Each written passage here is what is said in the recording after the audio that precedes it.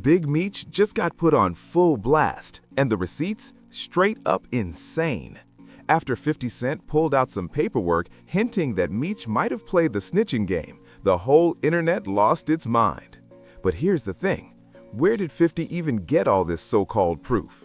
Turns out he's got some old BMF associates in his corner, and they're running their mouths like they got something to prove. Now, check this. People out here whispering, talking, you ain't heard what's up with her. But the real story? Big Meech ain't having none of it. Word is flying through the streets that Meech is about to give 50 a front row lesson on how a real kingpin handles disrespect. And trust, this ain't just some petty back and forth. This is street legend status on the line. Here's what makes it extra messy. 50 Cent got a rep for spending top dollar to expose people, and when he gets his teeth into someone, he don't let go. But this time, he might want to fall back just a bit, because Big Meech is not some regular dude from the block. This is Demetrius Big Meech Flannery, the mastermind behind the Black Mafia family, and his name rings bells coast to coast. It's believed that Terry White grew up in an Atlanta housing project. But when FBI and GBI agents arrested him last night, he was living here, a sprawling $200,000 mansion in Jonesboro. Had a media room where there were 24 TV sets on one wall hooked to a satellite dish. And you could hit a button and all 24 TVs would come on. Let me break it down real quick.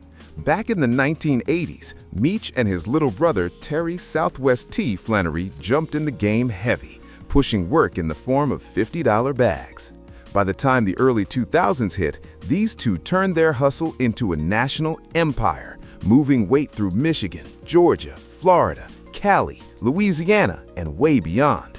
That kind of money flow made the feds sit up and pay attention, so Meech and Terry came up with a slick cover, BMF Entertainment. On the surface, it looked like a regular promotion company, but behind the scenes, that's where the money washing happened. Now here's the twist. BMF Entertainment wasn't all smoke and mirrors. They actually had one artist on the roster, Blue Da Vinci. Was giving them information on that they already had and thought it was cool, but you know, that was part of that. You just confirmed other that the other CIs just done told. In 2005, he even dropped a whole album called The World is BMS. But by October 2003, the feds ran down on Meech, snatching him up and trading his luxury lifestyle for a prison jumpsuit. And back then, most folks pointed the finger at Blue, calling him the snitch, because out of everybody, he looked the softest. Well, did Blue Da Vinci cooperate or no? Yeah, he cooperated. I mean, I didn't say it. It was in Miss Mara Shalhoub's book, where his own lawyer said, yeah, if there was anything else that we could do, Your Honor, to help you along with this case. Plus, let's not forget, Blue Da Vinci didn't even get snatched up with the rest of the BMF crew when the feds came crashing down in 2003. When they grabbed Meech, they slapped cuffs on him and took him straight in. But Blue, somehow he wasn't caught in that same net. And by the time 2004 rolled around, things got even messier when BMF's logistics boss, Dexter Sosa Hussey, started throwing shade at Blue too. Sosa wasn't just talking in the streets either. He was speaking on court records. See, Blue showed up in court with his lawyer, and the lawyer straight up told the judge, "Your Honor, I did forget to mention something earlier. You asked about which defendants tried to cooperate, and Mr. McKnight, that's Blue, was one of the people who attempted to work with the government. They debriefed him, but turns out he didn't really know anything useful about the other defendants." And get this, the lawyer admitted that Blue's debriefing wasn't even fresh tea. It went down months before that court appearance. Then, just to add another layer, the lawyer said Blue even did a safety valve session earlier that same week. One night, and then my homeboy that was with me, he was like, Tone Bird, he from BMF too. Tone was like, ask Big Homie what's up with the movie with 50, like what's going on with him from New York. I had to use my New York accent. Yo, what's going on with the 50 Cent movie? So I'm like, oh yo, Meech, what's up with the movie, with the TV show? What's that mean? Basically, Blue was ready to talk, but the problem was he didn't have nothing valuable to offer. So yeah, Blue tried to snitch, but the feds didn't even want the crumbs he was serving up. That's when the real question popped off. If Blue didn't have the goods, who gave the feds their inside scoop? And this is where it gets wild. After getting his name dragged all through the mud as the snitch, Blue decided to clear his name once and for all. And in 2023, during an interview with Cap Capone News, he flipped the whole script and exposed the real person who gave the goods. And that's when Tammy Cowan's name hit the spotlight. So who's Tammy Cowens? She's been Meech's business partner since way back in 2008. And after Meech got locked up, Tammy stayed solid, keeping in touch with him and running errands on his behalf while he was behind bars. And for some reason, Meech thought she was so loyal, he actually gave her control over his life rights. That's right, he signed the paperwork handing her the power to tell his story to the world. That meant Tammy had the golden ticket. She could flip Meech's life story into a money printing machine. And that's exactly what she did, linking up with 50 Cent to co-produce his hit 2021 show BMF. But here's where things turn sideways. According to the paperwork Blue leaked, Tammy wasn't just out here securing TV deals. She was allegedly playing both sides, feeding info straight to the feds.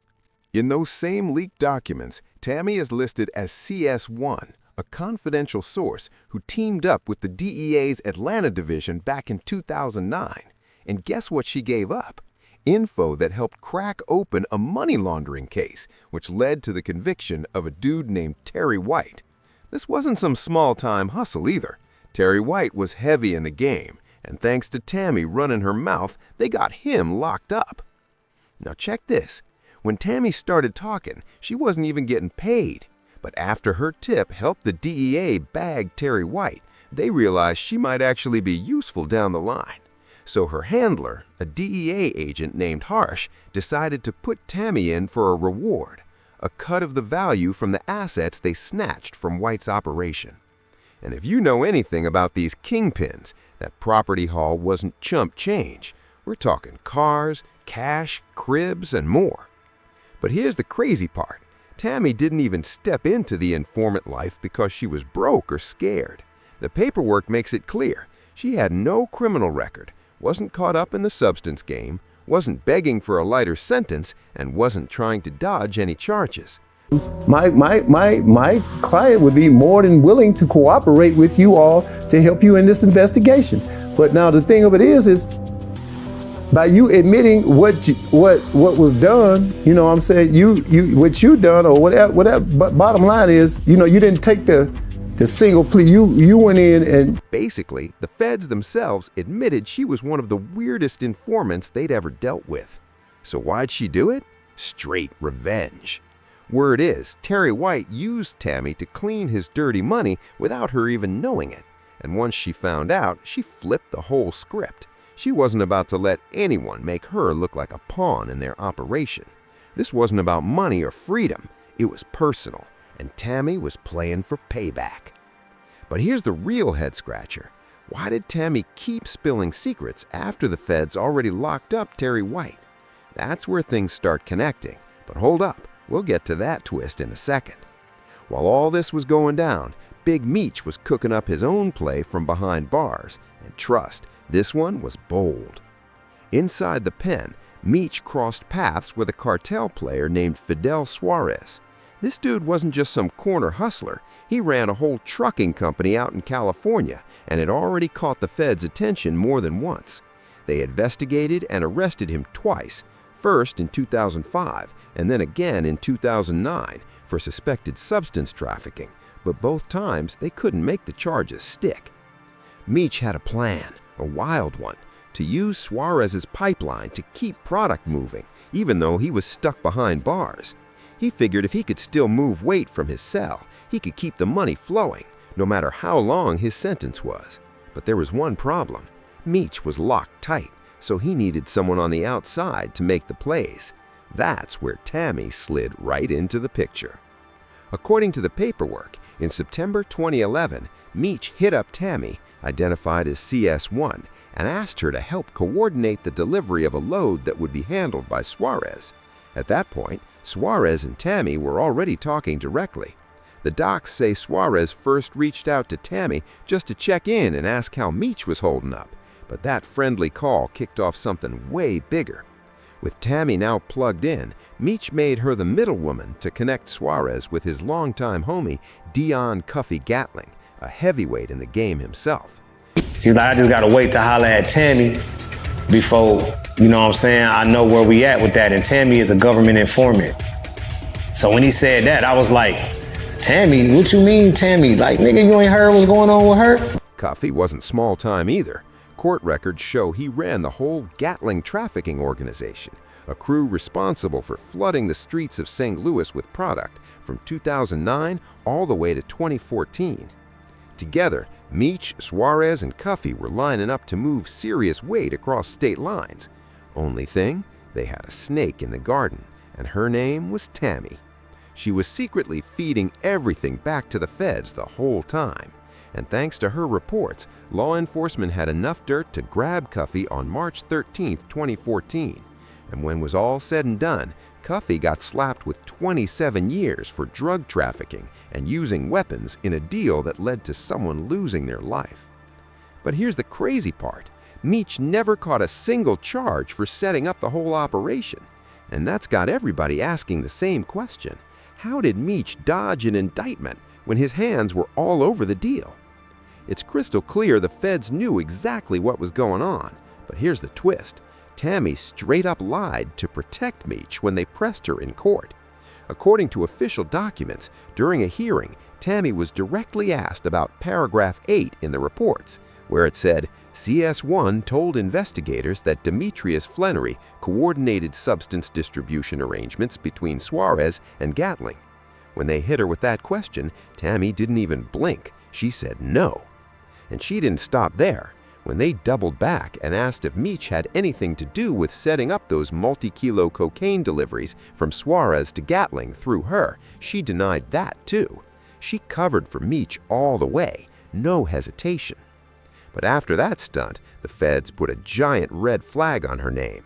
They realized they couldn't trust her anymore. But wait, it gets even messier. Turns out, Tammy wasn't just tangled up in the case. She was getting cozy with one of the DEA agents working the whole investigation. That's right, she was sleeping with someone on the inside, and that little fling ended up compromising the entire case. Tammy was deep in dangerous territory, playing every angle like a chess master, but eventually the whole thing started crashing down on her head. By March 2015, everything flipped when Tammy came across a suppression motion filed by Gatling's legal team. That motion was a serious problem because it could expose her identity as the confidential source. The moment Tammy realized her name might get out there, panic hit her hard, and with good reason. Gatling wasn't just any dealer, he had a reputation. Official records show Gatling was convicted for ordering a hit on a man named Theus Howard back in 2010. All because Howard dared to snitch on Gatling's brother and his trafficking business. And if that wasn't enough, Gatling's name was tied to another hit in 2013, this time on a man named Terrence Morgan. Why? Because Gatling found out Morgan was about to start talking to the feds about his drug empire, so Gatling made sure Morgan didn't live long enough to say a word. With all that blood on his hands, if Gatling found out Tammy was the one feeding info to the feds, it would have been lights out for her, no question. Terrified, Tammy ran to the feds for protection, but they straight up ignored her. So, with nowhere else to turn, Tammy made one last desperate move. She went to see Big Meech himself. But after all those years of loyalty, the man Tammy had been riding for, Big Meech himself, wasn't exactly ready to return the favor. When she went to him, scared for her life and looking for help, all Meech told her was that he didn't want his name tangled up in any of it.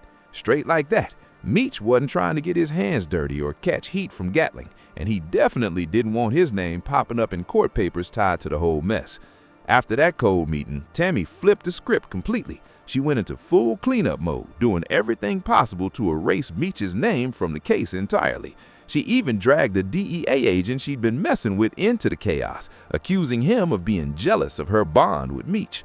Court records show Tammy, aka CS1, even threatened to blast out an unsworn affidavit to every single person involved in the case, from the lawyers to the judge. And in that affidavit, she went off, specifically calling out the statements in the wiretap affidavit that claimed Meech set up the whole deal between Gatling and Suarez. Tammy said flat out that Agent Cromer, the same agent she was sleeping with, only threw Meech's name in the mix because he was salty about how close she was to Meech. But even with all her wild moves, none of it really saved Tammy in the end. Once Cuffy got locked up, it didn't take him long to figure out exactly who snitched on him, and when he did, it was game over. Cuffy filed for a Franks hearing, which gave him the legal right to put his accusers on the stand. That meant everybody, from the government agents to the informants, had to face him directly.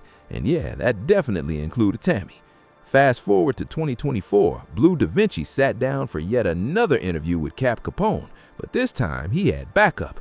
Cuffy himself called in from prison, ready to air it all out, and Cuffy didn't hold nothing back. He said the real reason Meech never got hit with charges was because he played the system like a pro, using third-party cooperation to protect himself, even if it meant throwing others under the bus. Like I always say, if you kick it with a known snitch, your name gonna get dirty too, no matter how solid you claim to be. That's just the way it works in the streets. And for everybody asking why all this old dirt is suddenly getting dug back up, you can thank 50 Cent for that. The moment 50 started talking, the whole internet tuned in. Love him or hate him, when 50 speaks, the streets listen. And to make it even wilder, 50 ain't done yet. He's already threatening to drop a full tell-all story exposing every shady move Meech ever made. According to 50, this is gonna prove once and for all that Meech played both sides and worked with the feds. So now we gotta ask, is Meech really guilty, or is this just another 50 stunt to push his own agenda? Either way, the streets are watching, and this story is far from over. Let us know what you think in the comments. Is Meech really a snitch, or is 50 just stirring the pot? Don't forget to like, share, and subscribe so you never miss the next drop. And trust me, the next one is gonna be even crazier. See you on the next one.